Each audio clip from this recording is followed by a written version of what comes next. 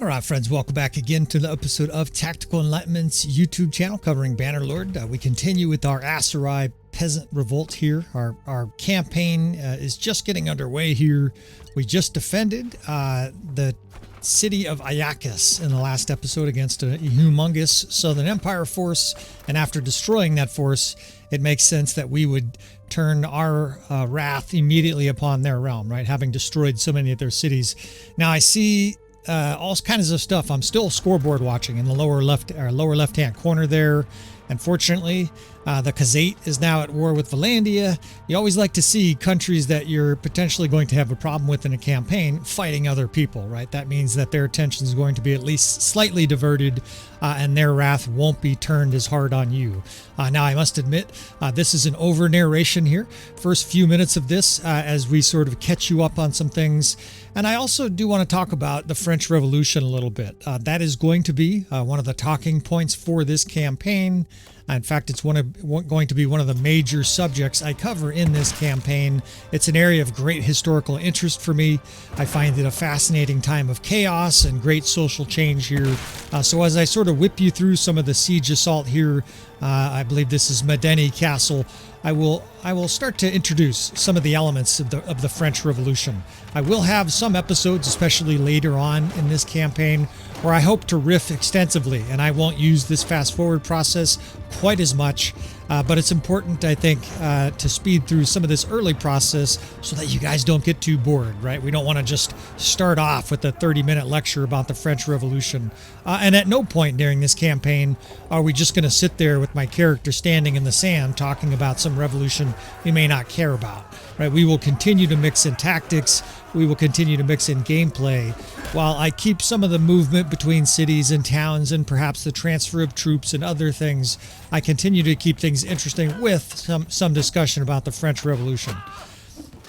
I'm not even, in fact, going to recap what happened here. This was just a successful siege. Of course, we blitzed this Southern Empire castle.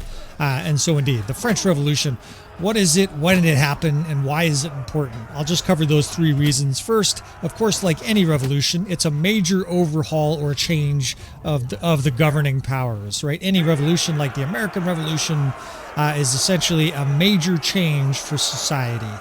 And that was most certainly the case with the French Revolution. When did it occur? It occurred in the late 1700s, between 1789 and 1793. There were some highly chaotic events that led to it, and I will, of course, talk extensively about that when I have times. And then, again, why is it important? Well, because it had major influences on the ways that Western societies in general advanced from that date, so to speak, from that time era. Now, I'm not going to give you the punchline, of course, before we give you the joke. It was very complex, though. It's important for you to understand that it was very complex, and it had major and profound altercations to the world ahead of it. In other words, to Western civilization after the 1790s. So with all that, I will go ahead and resume live narration here and let myself take back over again.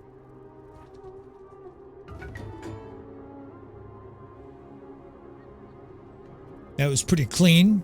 So now what, right? Now we're looking for targets of opportunity here. It's possible that the Southern Empire forces will start coming out aggressively. I don't know exactly how occupied they are. I'm also dealing with the Aserai here, right? We're at war with these two major powers down south. And this sandstorm is interesting. I'm partly doing this just because of curiosity. These sandstorms, of course, I'm hoping for some major brawls in this campaign in the sand. It makes for incredibly dramatic, beautiful cinematic battles. And so, of course, I would love to destroy an Aserai force here and have a sand battle at the same time. That said, I want to continue to punish the Southern Empire, right? These fucking assholes decide to siege Ayakis, one of our critical cities, and after defending it, now it's our turn to counterpunch, right? They took Medeni Castle, but I think Sanala is on our hit list here, right? We're going to head on over to Sanala and do a little siege. Our army is still in pretty good shape, and at any point, right? Don't forget we can sort of restock with looters and mounted pillagers and stuff like that. These are not great troops, but they're out there, and they're going to become sort of sparse at times if we're using them more often to restock garrisons and things like that. But anybody who's played a campaign knows that these looters are, they're generally pretty abundant. And in a campaign like this, basically looters are our friend, right? Every time we see looters, we're going to go ahead and try to recruit them. Of course, you'll see me hitting villages along the way. And we will fill some of this spare time in between sieges with some discussion about something called the French Revolution. This is an era of history that's of major interest to me. And so during this campaign, especially during the dry moments in between battles, in between sort of campaign movements here, I don't know why this companion is not following me. She just keeps disbanding. I think she's starving. Now she's running away. She's doing her own thing. I think she's starving, so she's running to get food. And what a bummer this is, right? So Danustica is under siege. There's no way we're going to be able to get back there and take that. I knew this was a risk coming down here into the Southern Empire territory, or formerly Aserai territory. Ironically, the Southern Empire and the Aserai locations are sort of switched in this campaign. Not actually sort of. They are switched, right? The Aserai are in the Danustica area, Poros, etc., and the Southern Empire is down here at Sanala. A very interesting campaign map indeed. Yeah, so 400 defenders at Danustica. We're not going to be able to get back and defend that. And this is one of those situations you can't get too strung out trying to defend every location that's under siege. We've got to get over here. And the good thing is that generally you're going to be able to siege and take cities faster than your enemy. In other words, if you move pretty quickly, especially if you have some good siege skill, like our hero has here, Cole, you should be able to take cities faster than you lose them somewhere else. Of course, we're fighting multiple kingdoms, so that might not be the case. There's a lot of Southern Empire forces around here, but there's no big army, so we're going to go ahead. I think we will just give this a whack here. I mean, it's going to be a bear. We don't have a powerful army. I'll remind you, we don't have the normal troop tree lines, right? I don't have any Aserai Vanguard Faris. There's no Aserai Master Archers here. We have Forest Bandits and mounted ransackers and shit like that. Take a look here. We can do a few upgrades, a few last things here before we siege the city. So the French Revolution, right? The French Revolution happened for the reason that most revolutions happen. And the reason for most revolutions is a dire state for a large portion of civilization, right? A very oppressive, sometimes poor, sometimes really frustrated populace is generally behind revolutions. Not always. And revolutions oftentimes sort of happen by accident, right? There are ingredients necessary for a revolution, and all of a sudden you get a couple trigger points, right? Like the U.S. Revolution, I could talk a little bit about that, but I'm going to focus on the French Revolution. And that main trigger was poverty, right? Was poverty and extreme hunger in the winter and early part of 1789. And it looks like we may be interrupted already here. In fact, this is a problem because they have a large active garrison inside this city trying to put down our revolution. In fact, there are going to be plenty of parallels to our storyline here. That's why I'm choosing this as a historical subject. We're going to leave here. Otherwise, this garrison is going to sally out and we're going to be destroyed by like 3 or 4 to 1 troops. So they may, in fact, here they come. They're barreling out after us and we've got ourselves a big brawl. Just like the French Revolution, right? The aristocracy is trying to put down our rebel bands here with fucking elite lords. Motherfucker he was wearing one of those cheetah things. These Southern Empire guys are starting to piss me off here. Let's see what kind of a battlefield we got here. Oh, what a luscious battlefield. And on top of that, we have a beautiful sunset. Let's destroy this force here. This is going to be savage. I've almost had no battles on this bridge battlefield map. I think there are only 2 ways across there, but that's going to suit us beautifully. Of course, they attacked us, so they're going to be forced to come to us, and we will use that to our advantage. Didn't see their troop makeout other than the fact that the main army had a bunch of solid tier 5, tier 4 units, but nevertheless, with the bridge here, I like our chances better than a traditional open field battle. This will be interesting tactically. We don't have a huge amount of archers, although we have a fair amount of horse archers is going to help. Let's see the numbers here once we reset the battle size mod. All right, so 200 cavalry. 195 infantry. And then after the horse archers are broken out, we'll probably have about 150 archers. I'm trying to get the 2nd Division consistently to be the weakest cav division. They're going to play defense as often as we can. I'm looking for shields and spears, and I see about half of those guys don't have a shield. So it's a suboptimal 2nd Division from my normal tactical approach. But for here, where we want to jam up a bridge, I'm still going to try to use it. Now, what we really have a ton of in this army, as I learned the strengths and weaknesses of this army, is skirmishers. Guys who have javelins. We have an astonishing amount of javelin throwers. Part of that is we have a bunch of lake rats. One of the things the dangerous bandit mod does is it makes sea raiders come with lake rats. I think like you get the tier 2 or tier 1 lake rat, and of course by now we've upgraded a lot of them, so we must have like 100 lake rat units in the army. We also have the Beni Zilal. And it's important to note that both of those, besides the Batanian Wildling, are the only units in the entire game. I think, you guys can correct me if I'm wrong, always feel free to do so, the only 2 units in the whole game that have 10 javelins. And that's enormously powerful if you know how to use it. Our 4th Division is a small crossbow division. The 5th Division is archers, of course. And the 6th, I think, right now it's mixed with archers. I don't know consistently what to do with that. I'd like to have more archers just in the 5th, so we can just make the 5th and 4th the main archer groups. I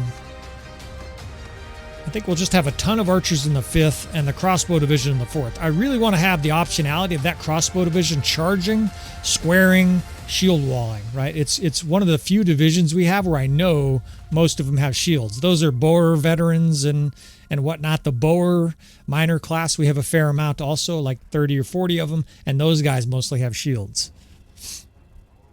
All right, well, obviously, here at the bridge, what we're going to try to do is funnel the enemy, right? We're going to have these 2 accesses. I'm actually just going to have our units charge here so that we race to the bridge.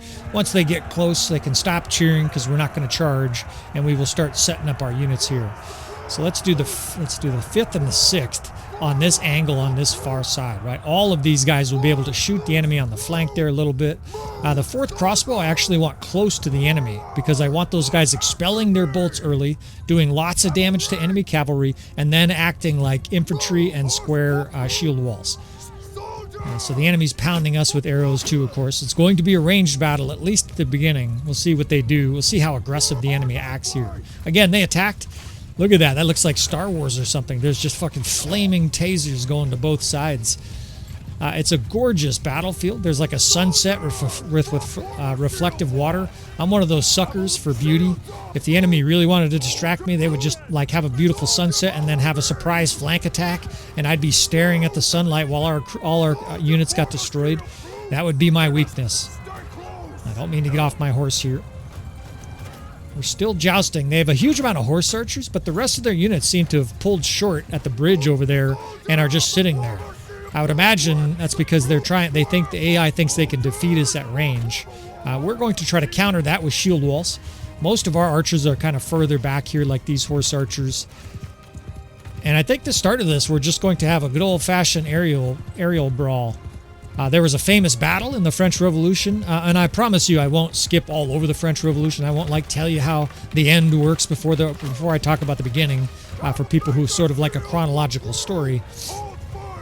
It is a fascinating story. It's a tragic story. It's a chaotic story, but those are typically the attributes that make a good story, right? If there's no tragedy, if there's no interest to it, it's just a boring story. It's a cool story, bro, and nobody watches and nobody listens. Give me feedback on this as well, right? I'm not gonna spend 4 hours just dully narrating about the French Revolution if you guys can't stand it. But if you want some history mixed in, especially in standoffs like this, right? I mean, here's the tactics right now. Shoot, fellas. That's our tactics. I mean, we do have our shield wall set up there, and we're gonna skirmish within the margins here. But I'm not doing anything here until we start seeing red. Look at the death span.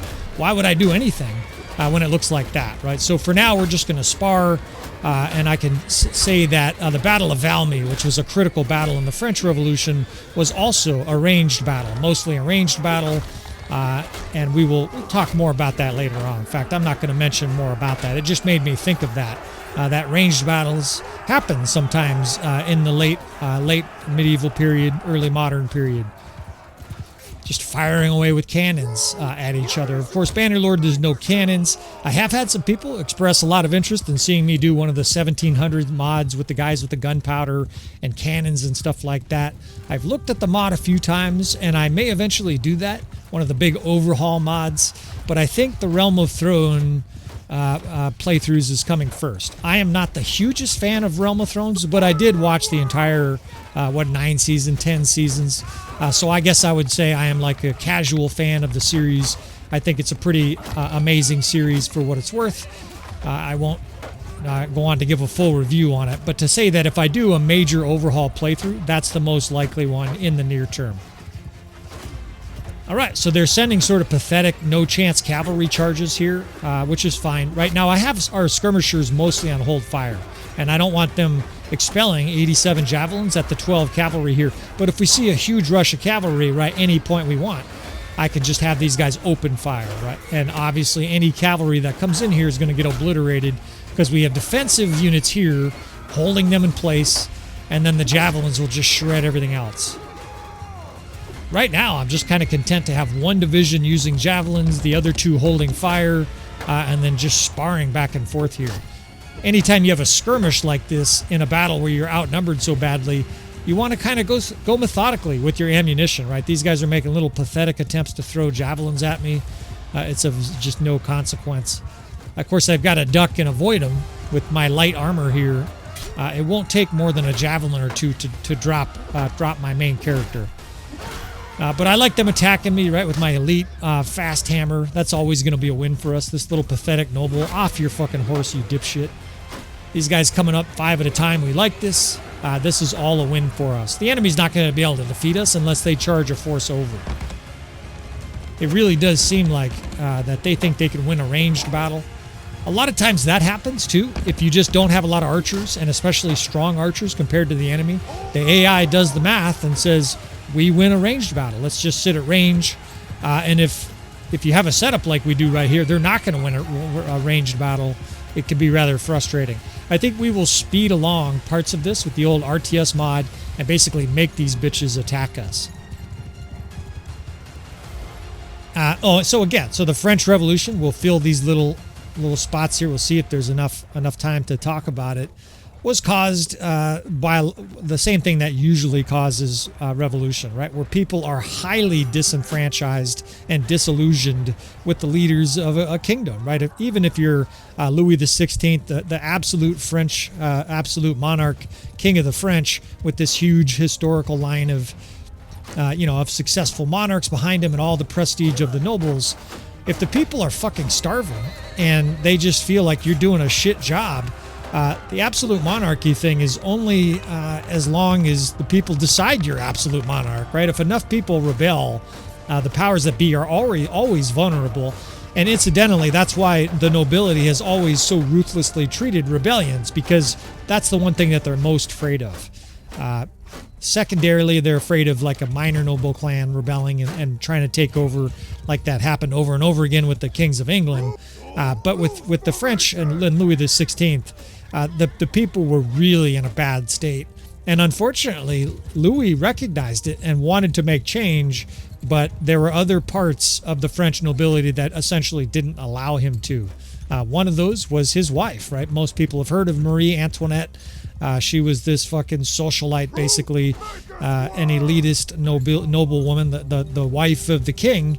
And she was basically sort of ignorant to the financial situation, right? She wanted her opulence. She wanted the government to be able to pay her gambling debts and stuff like that. And so she over and over again overruled the king, basically, probably in the bedroom, right? Like, we'll do a little trade here. I'll do some things for you and you will do some things for me, more than likely. That was very likely the case, because if you don't know, Louis XVI was... it's an unusual situation. I better spend 30 seconds on this because it helps to explain his personality. He was a bit of a vacillating, weak king to begin with. If you don't know that term, vacillating is someone who can't make up their mind. He's like, I'm not sure. I guess we could, tax the nobility. No, we better not do that. I guess we need the money to tax the nobility. No, we shouldn't do that. So obviously, Marie Antoinette, who had more decisiveness than a vacillating King Louis XVI, really did hold a lot of influence over him, right? She would make bedroom talk or whatever it was. I didn't even see that guy. Just fucking speared the shit out of me. Telling my stories here. These motherfuckers are going to kill me. They really are being passive here. And Louis XVI was largely, if not a virgin, basically a virgin, most of his early years with Marie Antoinette. He had a medical condition where he could not get an erection without serious pain, enough pain to kill the sexual appetite, and that position left him in a really bad state with the queen because, of course, as the king, you're supposed to make heirs, you're supposed to fuck some mistresses, and he wasn't doing any of that. He was kind of an obese, vacillating, weak king, and Marie Antoinette basically popped his cherry. They did it. They performed a medical procedure on him. He actually got chastised by Marie Antoinette's father. Said, "You fucking motherfucker, better get this surgery to fix that shit so you can have sex with my daughter." Right? It's kind of gross, but ultimately, just like any father, he wanted kids, and so he went and basically chastised Louis XVI and said, "You need to do this." And then Marie Antoinette popped his cherry, and after that, he was like, "Damn, this sex thing is fucking fantastic." He was eternally thankful to her for that, and I think there was an enormous amount of control that she basically had within the royal family, right? A lot of wives throughout history had some control, but she had exceptional control. I'm actually thinking about charging these bitches. As much as I want to talk about the French Revolution and I'm enjoying this sunrise here, I have some thoughts of how to get aggressive here. Right now, I'm kind of content with their cavalry just suiciding. A little bit more injuries here to their cavalry and offensive units, and I think it'll be our turn to fucking go offensive. So it's important to understand that part because it has major impacts on the region. The reason there was a revolution. Oh shit, they're charging over here. Okay, let's go ahead and have one division of these guys form a square, throw javelins with the other divisions here. Let's see. I don't really want to charge with the 6th. Let's just take cover here in these cav. They are taking tons of javelin blows. I need a shield because I'm getting speared and shot.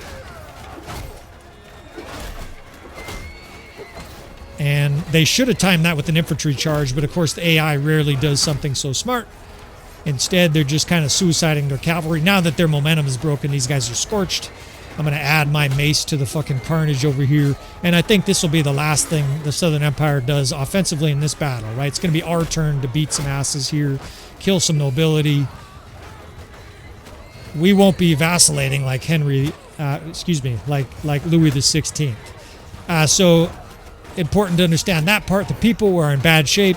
The king was virtually bankrupt. There was serious financial problems. The peasants paid the majority of the taxes. And the kingdom was really in a bad shape. There was also weather to deal with. It was towards the tail end of what was called the Little Ice Age, and I think I will talk about all of these subjects more in a bit.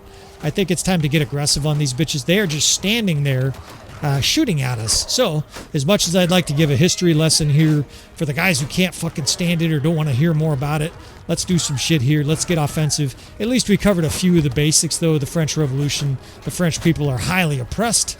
The poor people especially are fucking starving. They're cold. There's winters over and over again that are much worse than normal winters. And because of that, the poverty is accentuated by these climactic differences. If you don't know, in 20 seconds, basically the Little Ice Age is a 300 or 400 year period, much like the Little Warm period that was near the plague, where much of Europe and frankly much of the world was significantly, but not drastically, colder than normal.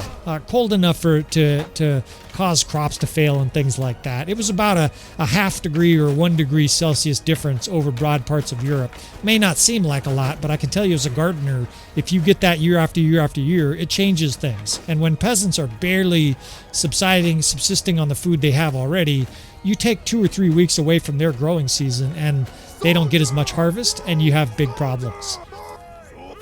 All right, let's go ahead and circle these bitches. So I have 3 different skirmisher divisions, and what I can start to do is push our mobile units across this far left bridge. Right, the enemy here is making us attack them, partly out of boredom. We could literally just sit here forever. They would eventually run out of ammo and charge us, but they are really taking forever. And I don't want to delete this part of it, right? Sometimes I'll just delete a whole battle like this. It's cinematic enough, it's interesting enough now that we're doing some tactics that I'm going to try to keep this and keep you guys' attention here. Not to mention, some guys have expressed interest in seeing these unusual battles. This certainly qualifies. An extended standoff here between our ranged units. We are going to flank and charge and destroy. We're really going to surround these Southern Empire forces. Their forces are pressed up against the other edge of the bridge, defending, even though these stupid fucks attacked me. It's like they forgot that they attacked. And, of course, this is very frustrating for the average player. Here they come. All right. Let's pull back a few units here because our circling units aren't quite ready. I don't know if I have time. All right, let's get the 2nd, 7th, and 8th sent to the other side here. What I'm trying to do is send 2 divisions of infantry over there. It's actually skirmisher divisions, right? And we're going to have those guys wrap in behind the enemy with horse archers, with our 8th Corps, and basically clamp in on the enemy on both sides. That way, these archers, you see there are 416 archers, won't be able to spread out. All right, so the 1st Division, let's get the 1st Division mixed here. Now, these are the crossbows that are with us, right? The 4th Corps, I mentioned that earlier. These guys now become basically a vanguard. They're going to lead the way with their shields. And, of course, that's going to help our units that don't have a shield cross the bridge here without getting mauled. On the other side, we're basically just charging, right? I've got infantry moving in, horse archers, and a cav division to close the enemy ranks in. Right, we're not going to let their archers spread out. In fact, you can see their archers are kind of in between here on the middle on the bridge. None of those guys are going to be able to shoot. They're going to get destroyed. Now, it's going to be bloody because the enemy has lots of high-end troops here, but we have these fucks surrounded. Now it's just time to fucking throw down. We finally come to grips with this fucking Southern Empire force. And it's messy. You probably can't even fucking tell what's going on here, right? Our units are charging up. The key advantage here is that we have units totally backdooring the enemy. Let's get this 5th Corps on the ridge. They have so few ammo, though. It's almost better just to charge. On the other side there, the good thing is we have skirmishers that are driving in on the enemy. Those guys will be firing javelins, right? Those guys are going to be rampaging, chucking javelins into the backs of archers and stuff like that. The enemy's shoving through our ranks here. This is very interesting. I did not think they would be able to do this. But they are thoroughly surrounded here. And at some point or other, the other thing that I'm anticipating is the enemy reforming. They're going to try to reform to reinforcements. Well, guess what they're going to run into, right? Our fucking 400 units over there. I think they're already starting to do that. It was like they charged for 5 seconds and now they're fucking terrified. You bitches are dying. That's what you're doing. I got to be sort of careful. This character, obviously, Cole, has very weak armor, especially on his head. But he's got a fast hammer. All right, now they're fucked. We got units surrounding them, and the pursuit is on here, right? We're basically charging their archers to make sure they can't shoot. Look at how bound up they are. They're getting driven in on. You see all those glowing troops? That's our infantry just fucking trashing these archers as they try to reform. And the death spam says it all, right? It's just a fucking... I mean, they're getting some kills still because they have high-level units, but this is a mauling. You poor enemy here. This fucking guy parries 87 shots in a row. Fucking assholes. Shooting at me. It does drive me crazy that archers parry better than like any legionnaire or lord. A lord will just stand there and get clubbed 3 times in a row, but an archer, he breaks out his little tiny hatchet, and he's fucking David Carradine blocking everything. Look at this shit. They're surrounded. Our troops are roaring. I don't even see any enemy troops. They're just getting swallowed up. It really does look like they retreated into a fishball here, and now it's just time for us dolphins to eat. They got some peasant reinforcements coming up here. I'm killing my own troops, of course. I love our bandits and peasants in here just attacking guys. We got guys with no helmets on. It's like a rugby match. Guys are like, armor? I don't need fucking armor. Where's the All Blacks for a scene like this? Look at these pathetic... Now they're peasant reinforcements. This enemy's mauled. So we are running the Strengthened AI mod. I'll mention that here as this battle gets away from the enemy. But I'm not running it on the maximum settings. I think I'll try to post basically a 30-second interlude during one of these episodes covering what settings we have. No matter what, though, I can tell you this. The enemy is upgrading troops faster than normal. Their lords are gaining EXP and levels faster than normal. In fact, most of them are basically capped. They're like level 40. And they are getting troops for free. but obviously they're getting more lower level troops than the deathmatch campaign, the normal Aserai campaign. And I did this consciously. I lowered the difficulty here because I was pretty confident that all peasants couldn't defeat the doom stacks we were facing in the Aserai, in the full Aserai campaign. The armies that army was facing, that campaign that Wazuban and his mates were facing were incredible. These will just be strong, big, and coming at us at a regular basis. So 72 dead, 341 injured. We'll take it, right? Outnumbered here. A lot of times this is a battle we lose. But using the bridge here, being patient, and giving a French history lesson all at the same time, we roll on. Now, we get free troops, but remember, we're not taking any of these troops. If this is your first episode, you need to watch the other episodes. We will take militia and minor clans, and bandits. If they happen to have, like, a Sea Raider prisoner, we'll take them. In fact, same thing with the prisoners, and we're not even taking recruits. Basically, we're not taking any of these units. So all of those prisoners are complete waste. I'm also not going to sell them.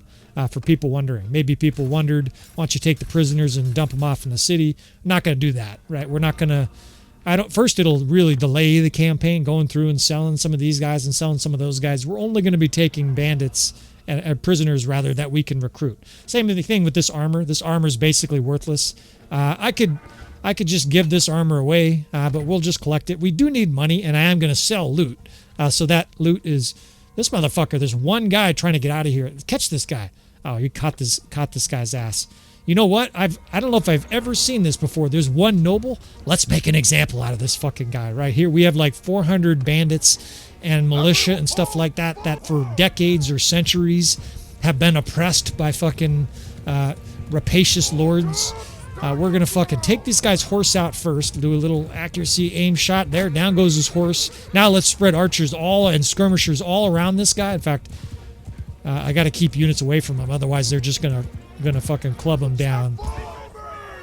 Maybe you think I'm wasting your time. That's all right. I won't do this very often, but we're gonna effectively execute this lord here, medieval style, right? We're gonna set up a gauntlet of like 300 or 400 archer users, and we're gonna fucking totally embarrass this guy, tar and feather this fuck a little bit, and then we'll set him on fire with archers and kill this guy. I do have a sadistic side. Fortunately, I'm a very nice guy in real life, but man, you would just not want to like be the drunk driver that kills my kid, right? You will not have a good existence. Unfortunately, some of my units are like charging up at him. Leave him alone, you fucking dipshits. Here we go. We can draw attention here. Come this way, stupid fuck. Honoratus. Yeah, you go ahead and tickle me for 3. You're a dead man. Perfect. So he's followed me here. He's bereft of friends. He doesn't know what to do. He's just going to chase me here. And now we can have all of these units that have been oppressed by lords for centuries open fire, right? We're going to spread these guys out a little bit here. And let's fucking light this guy on fire. In fact, let's kick him a little bit here. Let's fucking insult his honor. Yeah, have another fucking kick there, you bitch. And you see my sadistic side. We fucking kick him once more. And he gets lit on fire, and all these guys cheer. I wasn't about to let this one noble get out of here, and we'll let our peasants have a little bit of sadistic fun here today. Come with us. I could just behead him after all that, but I think it's actually better.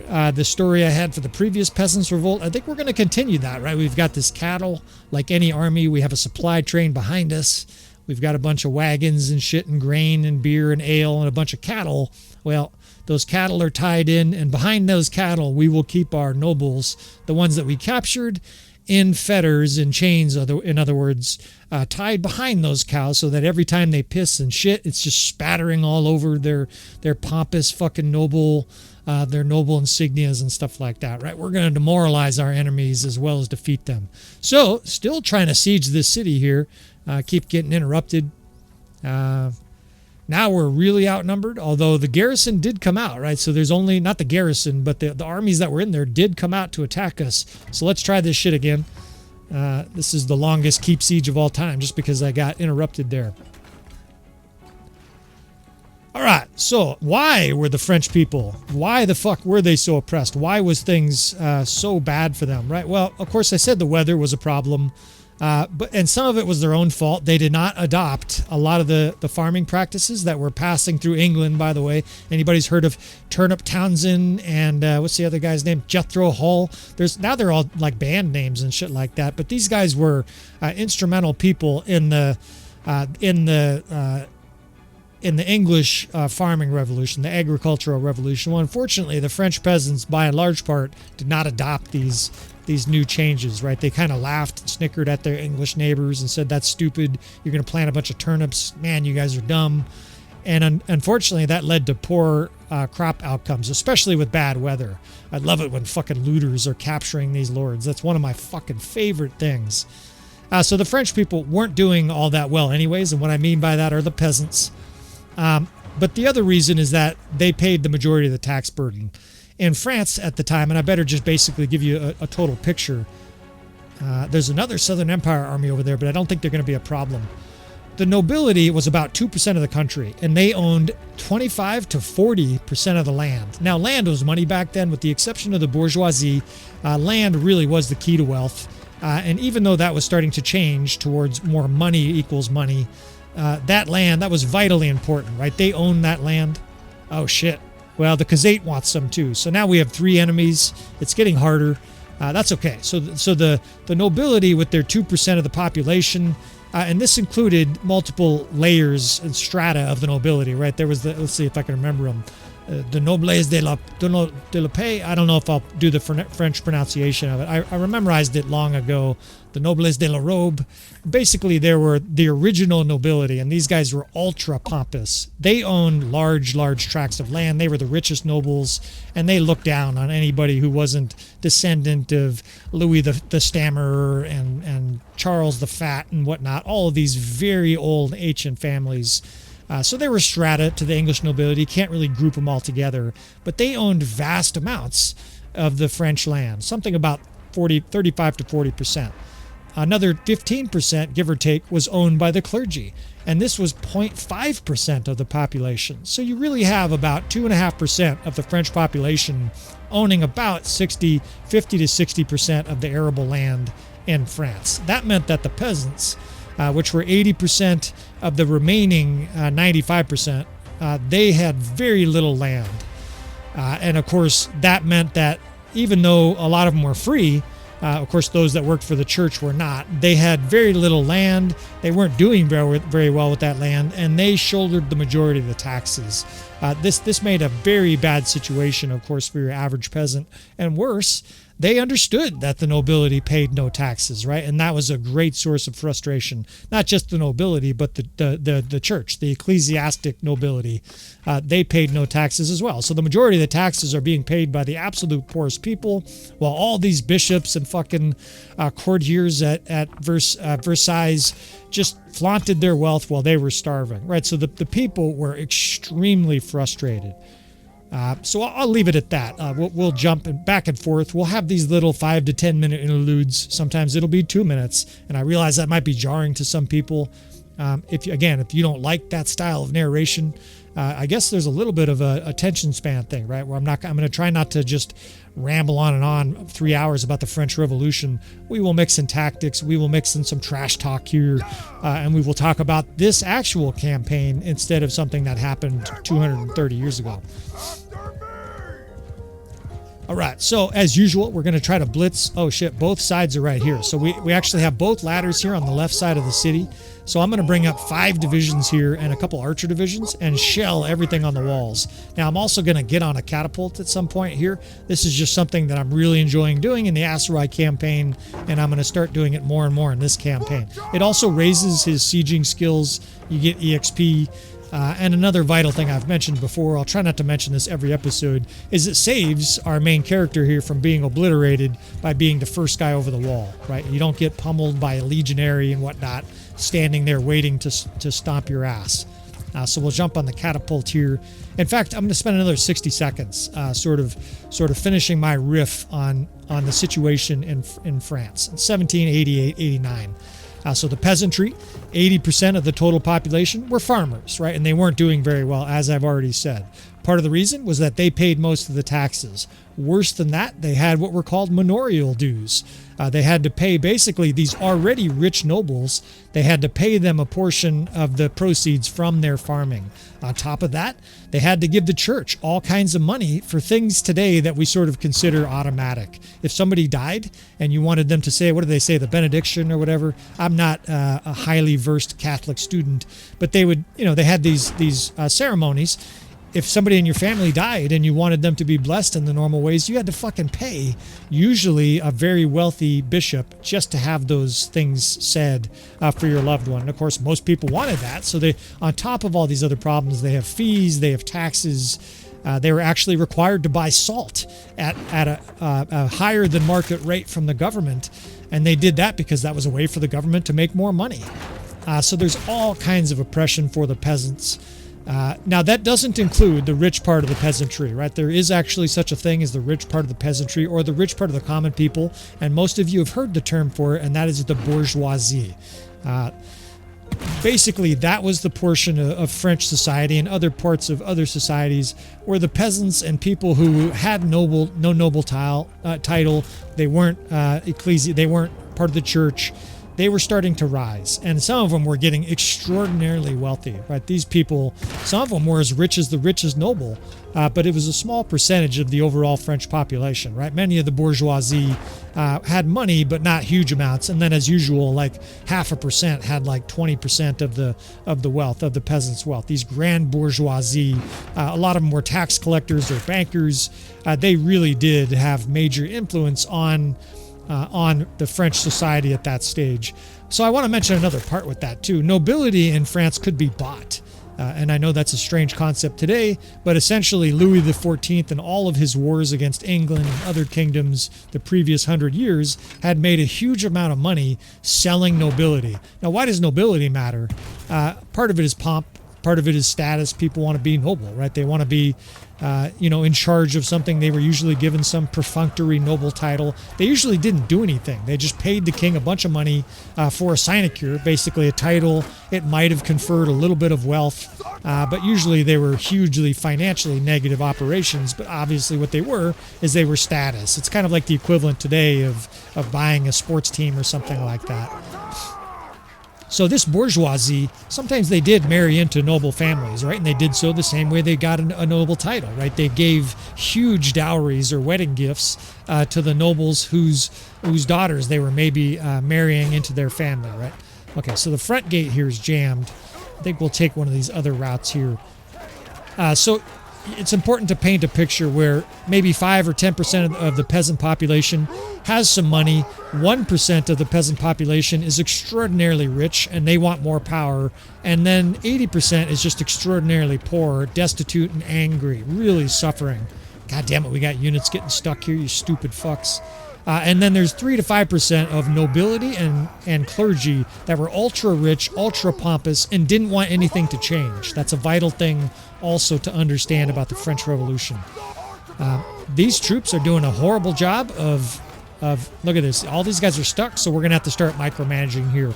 We're forcing our way up here. We've got ladders, so it's going to take a little bit. In fact, I've got a bunch of militia trying to fucking secure this spot, but we're not about to let them do that, right? Cole has an absolutely destructive hammer. In fact, Cole's about to get a new name that's going to be... I'm going to save the suspense, but it has to do with a hammer, right? We'll put it that way. I'm going to actually drag these fucks down here. These guys are stuck. Actually, here's one of the enemies that's stuck in the wall. Maybe if we kill this guy, they'll leave this bug spot alone. Let's get 3 or 4 divisions and push down here on this militia. These militia are shooting at our guys as they come up the walls. We need to deal with these archers. We've got like 20 raggedy guys here. Let's go. Let's fight.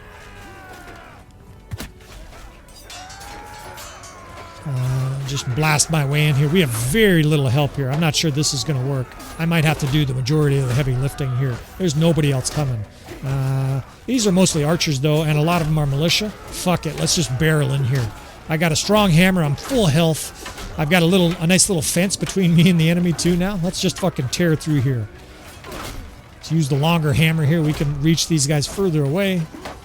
I've got enough athleticism where I can basically just retreat from a fight if I'm being swarmed. As long as I don't get surrounded, I'm almost unstoppable here. And his weapon skill is insane, right? He basically has off-the-charts weapon skill now with custom hammers. I mean, this guy is turning into like Thor. I'm not going to have some corny name like Thor, although maybe the name will be corny. We shall see.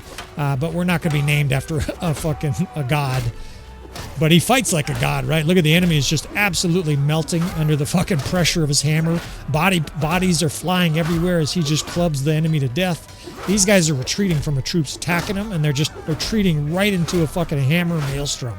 This is a fucking Cat 5 hammer storm these guys are fucking retreating into. And they basically all died. Oh shit. Tons of militia are pouring at us. I've got a companion right here. I wish I could tell her, follow me. I'm just going to keep helping to push this other direction. I feel indestructible. We're playing on normal player damage, fellas, I assure you. And of course, if you watched recent episodes, you've seen him get seemingly one-shot by a good javelin throw. But of course, if the enemy can't touch you, it's like flag football. You win, right? If nobody can touch you, you're just like a god. So I'm just going to tear through their whole army myself. We're just going to lead the Vanguard here. Definitely feel like a god with this character. Before they even arm themselves, they're just trucked, hit 3 times, knocked to the ground. I mean, I don't even know why I would duck. Of course, if we get shot a few times, my tone will change dramatically here. I should probably start getting a decrease taken ranged attack, because I'm not very vulnerable to melee attack. He's got some decent armor pieces, and more importantly, he's got high athleticism, right? He's just a clobbering fest here. I have... Save yourself! I have literally just clobbered half this army by myself. I know you guys come here for tactics, but sometimes when the AI gets all your units stuck, sometimes it's better just to do the job yourself. Their whole army is just fleeing, and they're not even making it to the main keep. They're just obliterated here. All right. That was fun. I recognize you guys aren't necessarily here to see a guy club his way through a whole castle take by himself. But sometimes I'm going to do that shit, right? Like, I'm definitely enjoying playing these as much as you guys are watching, or probably a lot more. Charge these bitches down here, and this city is ours, right? Sinala, added to the rebel revolution here.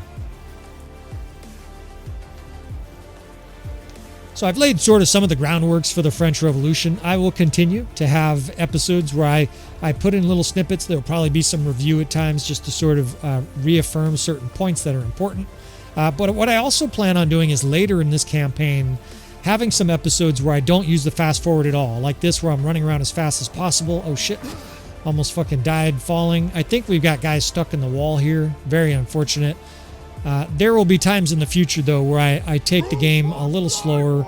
You guys can crack open a beer and listen to the history, or skip it if you fucking can't stand the historical narrative that are sort of becoming, a component of this. This is tactical enlightenment, though, and of course this period I'm talking about is the Enlightenment. The French, the Enlightenment period is not necessarily a purely French concept, but it's a time in Western civilization where we were embracing new ideas, right, that today have been the foundation of civilization. So hopefully you enjoy that process. Looking down here, it's not long enough to be an episode probably, but I gotta take a piss, so I think we'll just say take a break in the future. You guys are like, all right already, we don't need to know that you're gonna go fucking do some micturation. We don't need to know this shit. We'll take another break here, but we're going to continue on this episode for a little bit. But again, let me know in the feedback, in the comments down there, and be perfectly honest, fellas. I have no problem at all with people saying, I hate the historical stuff. I wish you would skip it. I don't have a problem with that. That doesn't mean I'm going to. But if enough people say that, right, I'm going to listen to you fellas, right? You guys are basically my clients, right? Like I'm offering a service here. Or however you want to see it, right? We've got a community here, and you guys are largely in charge of the content, right? I'm not going to show you stuff and do things you guys don't want to see. So feedback's appreciated on that. And you can even say, I appreciate the historical stuff in small doses, just smaller than that last rant. But the French Revolution has a vast amount of complexities to it. And I know this event pretty well, actually. I know it much more than the U.S. Revolution, which you might find strange. I actually find strange as well. Of course, I'm a U.S. citizen. To me, I find it more interesting because it's more chaotic. The French Revolution or the American Revolution is pretty cut and dry.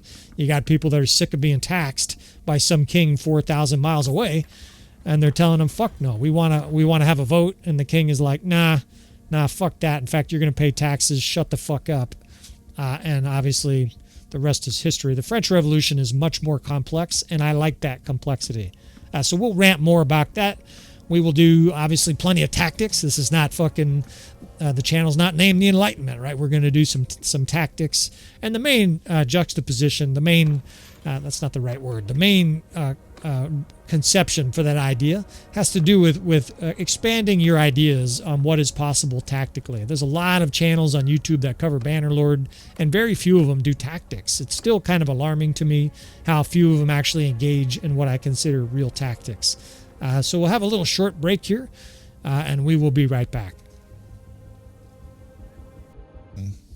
Back and forth we go with this guy here, waiting for him to attack. I think he's trying to siege, but it seems like he's running from our army here, even though we're badly outnumbered. There's other armies nearby, and of course Medeni Castle's under siege. So, okay, no, it seems like he wants to fight. I mean, he's got a good army. I don't know why he wouldn't want to fight. We're outnumbered and outgunned. So at least we get it on. The power bar is actually pretty close. Like, we have a better army than you would expect, right? With the Lake Rat Wreckers, with look at this, 350, his two-handed skill. And again, that is a function of that sieging perk, where it adds a perk point to your two-handed. So essentially he has 6 perk points. It doesn't show 6, but he has 6. But with Lake Rat Wreckers, and we have, what else do we have? We have the Beni Zilal, whatever their high-end Jav Cav is, tier 4. We've got a fair bit of tier 4 units in the army. And of course, then the back end of it is these peasants, right? These really weak looters and whatnot. Now, eventually, I have serious plans on using these looters. And I mean this seriously as a vanguard, or more accurately, as cannon fodder at the beginning of battles. If we have an army where it's half looters, especially if we recruit looters right before a battle, per se, and we're over our capacity, I plan on charging looters forward while the rest of our units set up, and basically using them like you would use prison troops, if you were a sadistic ruler, and saying, "You bitches are charging, or we're going to feed you to the lions. Which one do you want?" These looters are free. They'll just join our army for free. Of course, they're very weak, but 300 of them charging the enemy at a minimum is going to slow them down, and they may even rack up some kills. We may even give them like a cav shield wall, so it's like shield and shock looter style, and then have the rest of our units sort of filling in afterwards. That was not traditionally a military tactic where you would use your lowest ranking units first. At least that was not a commonly used military tactic. I'm aware of some battles, but no major battle off the top of my head included that sort of a strategy. Maybe you other historic buffs out there, history buffs, know of some battles where low-level troops led the way. Let me know. I'd love to know more about these battles and learn about them, and then maybe talk about them in future episodes. I'm still learning history, right? I know a lot. It's impossible to know it all, right? There's just so much history, and it's amazingly fun to learn. All right, let's do a kill box here. The enemy's coming in with a very large infantry force. It's over 400. They have supplementary forces. They have some archers, 200, 143 cavalry. But I have 5 divisions that have, actually 6 with the 7th division. We have 6 divisions with ranged weapons here. And even the 1st division is going to have javelins. So basically our whole army has ranged weapons, and we should be able to suck their vanguard in, surround it, and then absolutely immolate it with weapons. Now that rock there saved about 10 of these guys' lives, because if this hammer came out while they were still charging there, the same thing would have happened, only times 5. The enemy is going to learn to fear our hammer. Now I have dismounted the 7th archers. I told you I'm going to do that quite a bit in this campaign. They basically just put their horses out there and it's going to be something to slow down the enemy. And then we bring back the archers. They're very low-level archers. I think they're actually tier 2 archers, but it's still guys shooting at the enemy, right? It's going to add up. Now, the enemy vanguard's coming in pretty quick. I'm going to have to move the 2nd cav back here in a hurry. The 3rd division is skirmishers. Let's start getting them on the enemy right here, and let's pull back the 4th, 5th, and 6th to start wrapping the enemy up.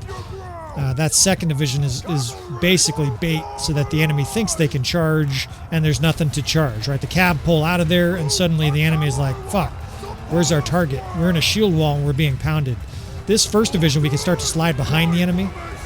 And look at the death spam already, right? We're facing high-end troops, and they're just being shredded. Now, a lot of this is their cavalry. Their cavalry charged right in to our archers and skirmishers with very unpleasant results. Let's see if we can slip this division behind them. We can move the 8th division up. That way it acts as a bit of a screen to the enemy archers. They don't have as many shields as I'd like, but it's still going to be somewhat effective. All right, 1st division now behind the enemy. You can see this giant vanguard is pursuing our troops. We're just keep moving our guys back, pre-kite. They're being scorched on the side over there by those. That's the 3rd and 4th division, or 3rd and 5th division. Those archers, I can keep moving up the hill. Those guys are absolutely shredding the enemy. The 1st division is now actually too far away. I've got to bring these guys in a bit. Continuing to screen with our cav division. And these guys are in the traditional fishball, right? This is a kill box. And it's good night, Irene, right? We can eventually bring in cavalry here.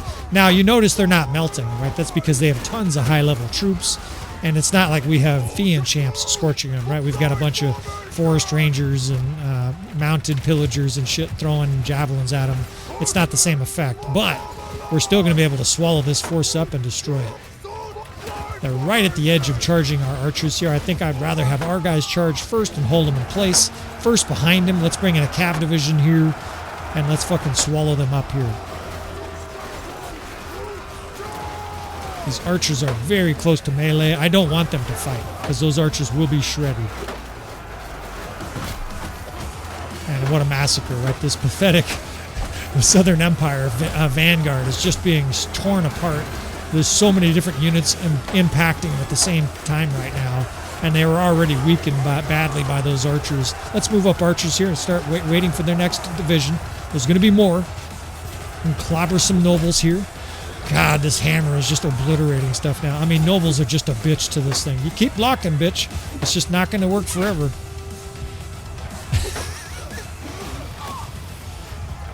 Of course, they're absorbing huge amounts of damage. If you haven't heard that part, all of the lords in this campaign have probably 400 or 500 hit points. The enemy lords, not our own, just the enemy lords. And that's a function of another mod. Where are these guys charging? You guys charging our infantry? Oh, these guys are trying to rout. This battle's over. Wow, that was a fucking thrashing. Well, you know, that's not the reason the enemy was hesitating there, but it would be, we could roleplay that, right? They've heard that's the result of when you charge our bandit. Look at these peasants chasing after him with their bathrobes on. Kill that sergeant crossbowman. Fucking glorious, right? Throttled him at Iacus, mauled him at Sinala, mauled him outside of Sinala, and now another destructive battle here against the Southern Empire, even though we don't have the normal troop tiers kind of just wading through the Southern Empire here. I'll take a few of these. The armed traders will take. The Skolder Veteran Broda, these guys, even though they sort of look like nobles with a metal helmet, we'll still take them. It's minor clan stuff. That's part of the rules. And again, the prisoners, there's almost no prisoners. I'm scanning through this each time because I'm really desperate to find like 6 forest bandits or, 4 Beni Zilal or something like that. We really do need more prisoners, although it says we have 120. I think a lot of those are like fucking militia and looters and shit like that. We need some more high-end prisoners. All right. What to do here? Oh, shit. There's a few of them left here. We'll just auto-resolve this. I won't subject you to that same thing where we massacred that noble. That was just such a unique opportunity. There's one noble trying to get away, some coward noble trying to run back to his concubine and his palace, and he just got shot to death and kicked. That was mighty satisfying for me, I must admit. Of course, like most people, I'm a fan of the underdogs. I will talk about, during this campaign, what I think about the French Revolution, whether I think it was a good thing, bad thing, necessary thing, Of course, there were a lot of very bad things that happened in it, but I will give sort of my philosophical or even political ideas on what happened. Now, there weren't Republicans or Democrats or Labor parties or anything like that back then, but I will talk about effectively what I think of the French Revolution. Now, Hassan Folk is not besieged, probably because there's so many defenders there. The Aserai are only at war with us. That's a problem. Let's see what the Khazate. This helps. So the Khazate are fighting 2 other kingdoms, so they're not going to be a gigantic imminent threat, although they're obviously still likely to attack. I want to rescue Medeni Castle if we can here. It looks like the Aserai sieging it haven't started assaulting it yet, actually. I thought they were assaulting it. Maybe sometimes the AI will back off if they realize they're going to lose. They will just retreat and regroup. And look at this. Look at this. This is beautiful. Let's trap this guy against the looters. Look at this shit. We're going to be able to basically make this guy die to looters. Of course, I can recruit those looters, but even better, what was that? We've got our allies under attack by thugs. We'll go deal with those motherfuckers. Look at this shit. It's beautiful. I don't know if they're going to win, but we're going to clean up the scraps there. The Aserai are sieging. So Medeni Castle is ours to save now. It's basically, we can save that whenever we want. I want to watch this looter band capture this noble. If they don't capture him, okay, we're the only person the city can go to, right? We'll take it. Stupid ass system. If they don't capture him, of course, we'll finish this noble off. And ironically, I think if they capture him, theoretically, we could recruit all those prisoners. Now, we're not going to. Of course, we're not going to recruit noble troops. But we'll also take these nobles on, right? Whatever survives this, look at it's down to the last guy, and you can almost picture him being pounded by 100 looters, just gang rape, prison style fucking assault by looters here. And this pompous Southern Empire lord is captured. Back off, stranger. Yeah, back off, stranger. Come with us, right? And then look at this. We could recruit all his troops, but there's nothing in there for us to recruit, right? We're not going to pick up Manavliatons and shit, but we'll take some mounted ransackers, especially these guys are all experienced. They got Southern Empire blood on their hands, right? We like these guys. They're already used to killing our enemy, right? They know what to do. You fucking put your pickaxe right through the chest of these insolent nobles and win. All right, so we'll spread some of these out on the troops here. You're going to see me do this from time to time, and from time to time I will simply skip this process for you, especially if there's a bunch of rebalancing I need to do. But I think a lot of this we can just do here before we assault this Aserai force. We got over 200 looters now in the army. It's awesome. In fact, I think this is a perfect opportunity to have our looter phalanx its inaugural run here. We've got way more than 200 looters in our army. Let's have a looter assault here on this Aserai force. We outnumber them, so we're going to be able to win even if we fuck around here a little bit. We'll discharge some of these non-bandit. Oops, I just saw another one. I don't know if you guys saw it there. I'm going to try to catch all these. I won't catch them all, but look at this. We're not taking any elite cataphract. Fucking noble. Get out of our army. So 500 Aserai here. I do have some decisions on what's next. Maybe Quasaira, but that will probably be another episode. Hassan Folk's going to hang out. The nice thing is that the Khazate are not close to us, and I don't plan on kicking the hornet's nest. Yeah, this is perfect. It's time for a looter phalanx here. Let's set up one of our divisions. We're just going to set up with low-level troops. In fact, Wazuban, it's actually perfect. I can hit Wazuban. Cole, our main guy here, I got to give this guy a name, so I quit using the other character's name from the other campaign. Of course, playing both of these at the same time. What I want to do here is I want to put these bandits in his party. That way they get all the extra hit points, right? His medicine skill. These looters will have like 200 and something, 190 hit points. And of course, even though they're looters, it'll be like having twice as many looters. Look at all these guys. Fucking love it. Just a whole bunch of guys from the fucking thug, the scuzzy parts of town going to be charging with their pitchforks. There's some other troops in there. Some of them look like recruits. You know what those are? Those are militia. So there's some militia mixed in with them. That's fine. We'll risk them. And then we'll bring up the rest of the troops kind of behind them. This may not actually be successful. At least the first time is probably going to be a little messy, as I'm not entirely sure how to use them. I do want to do a little shield and shock. We're going to have a cav division lead for them, because I think otherwise the enemy archers will just cut most of them down before they even reach their lines. There's no point in just putting no thought process at all into this. And don't worry, I'm not going to spend 12 minutes before each battle to do this. But from time to time, sort of ceremoniously, we will have looter vanguards fucking crash into the enemy lines, right? Doing a little role-playing, a little terrorizing here as hundreds of looters with their pickaxes and their one-handed sword and their potato sack bags for armor fucking charge in on the enemy. It's going to be a glorious thing. Look at them all. They're all raggedy. All of them have different uniforms and shit. And then we will, of course, set up auxiliary forces so they don't just get slaughtered for no reason, right? We will set up archers basically while the enemy is dealing with all these looters. The rest of our troops can get into position. It may be possible that later in this campaign I learn to use them effectively as an actual effective weapon of war. Of course, they do take the place of other units in your army. And I have thought about that. Without being able to use the minor clans, we really are limited for army size. So I'm considering having more than one player clan. Originally, I was going to limit myself to one player clan. One, clan besides our own, in other words, the ones you can make. But I think I'm going to do... I might even do 4 to compensate the fact that we can't use the minor clans. We can't use them, of course, because they'll have regular units in their army. Well, I didn't get our cavalry out in front here, so we're getting shellacked by archers. But I'm going to join these guys here, right? We're going to get a cav line behind him.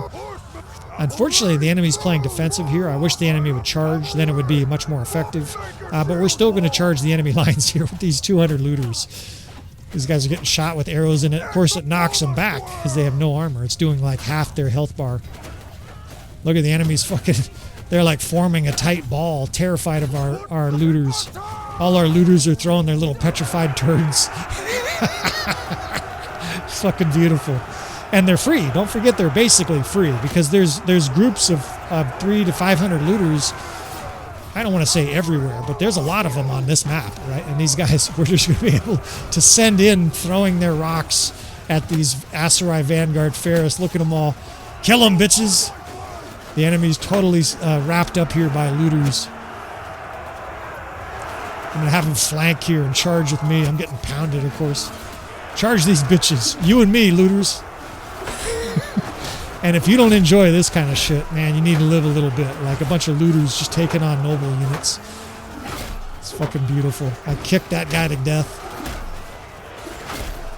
Of course, they're getting killed, right? These looters are obviously getting killed. This guy's got a flag. There's a bald looter attacking him with the sickle.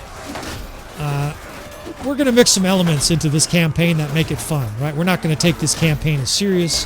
The Aserai campaign, I'm taking fucking serious, right? We're trying to win. This campaign is going to be played with a couple degrees less seriousness, right? Like I want to win, I want to have success, but most importantly, I want to have fun.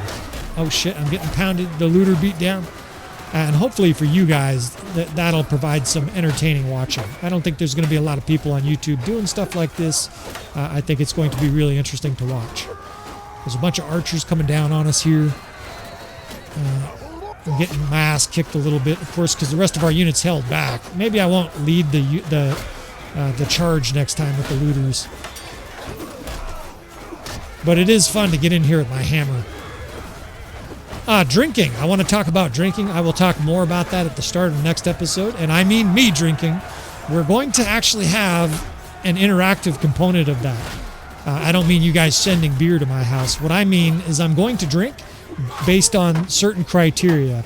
And we're going to do the old narcissistic channel developing process. Basically, and I'll explain it in more detail, but the amount of likes and views that some of these episodes get determine how much I drink in certain future episodes. And hopefully it's not so much alcohol that I die of an early age of liver cirrhosis and shit like that. Of course, I'm joking. But what I hope is that it doesn't deteriorate both my narration and my fighting skills, commanding skills to a whole new low level.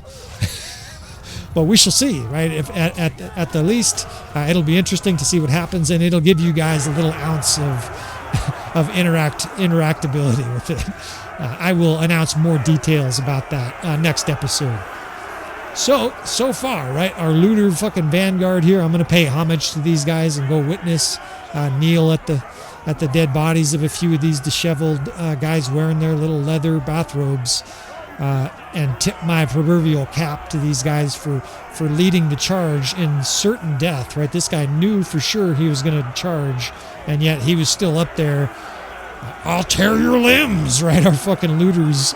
These guys are brave. They got extra hit points, and I'm having a blast with the concept of this. Just a whole bunch of looters leading in, against these pompous Aserai and Southern Empire fucks. So we added Sinala in this episode. Let's see, we defended against major armies and basically really gave the Southern Empire a major whipping. We added Sinala to the ranks. We reinforced it some, and then we recaptured Medeni Castle. Now we're going to lose Danustica. In fact, I wasn't paying that close attention. We might have lost it already. But so far, so good, right? Our rebellion is spreading. Not in an even line, kind of like a stock market. It's kind of ups and downs, but it's net positive, and we continue to roll on here. So soon, some player clans will add some more nobles, or at least some peasant leaders, we'll call them, not nobles. We will add some drinking elements to this campaign, and hopefully some interesting gameplay.